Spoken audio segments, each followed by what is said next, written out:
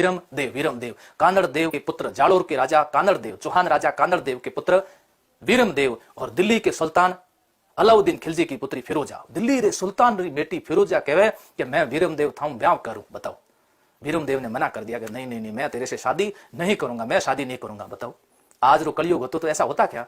दिल्ली रे, है ना, दिल्ली रे प्रधानमंत्री की पुत्री अगर कह दे, कोई जालो रे वाला ने, सिवाना वाला ने कह दे कि मैं थाने शादी करूं, मना करेला कि नहीं करेला। वर्तमान समय की तो चेंज हुए, उस समय की कितनी चेंजेस थी। चेंजेस में क्या खास बात थी? मान मर्यादा इज्जत, ये बहुत बड़ी बात थी। मान मर्यादा इज्जत ये बहुत बड़ी बात हुई थी।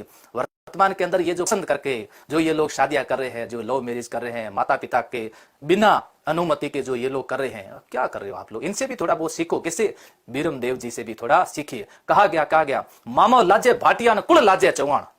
क्या कहा गया कि मामा लाजे मारो भाटिया, भाटी मामा है, बेबी शर्म से उनका सिर झुक जाएगा। कुल लाजे चौहान, जे मैं पढ़ू तुर्कनी तो पश्चिम में उगे भौण। ये तुर्कनी मैं थाने नहीं पढ़ू, मैं थारे में शादी नहीं करूं, तू जिद मत कर।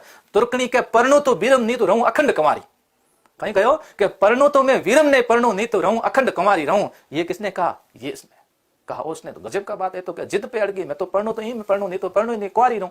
अब ले भाई, या तो कुंवारी रहना पड़ेगा या फिर वीरम को आओ सेना लेकर के आइए, पकड़ कर ले जाइए और शादी कर लीजिए। तो सेना लेकर के आए, वीरमदेव लड़ने के लिए गए और कमजोर पड़े तो वीरमदेव ने अपना सिर काट करके आशापुरा मां को चढ़ा दिया।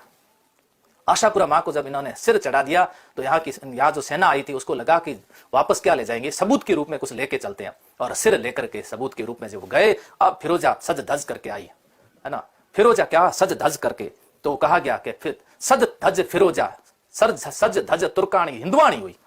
अब उसने कहा था, आज से मैंने तो भले इसका लड़ते हुए मृत्यु होगी, लेकिन मैंने तो पति इसको ही मान लिया कि सज धज तुर्कानी हिंदवानी हुई, भो भो करता हमारा भरतार, मुख मत मोड़ो। कहते हैं कि गर्दन थी न ऐसी थी और ऐसे हो गई थी।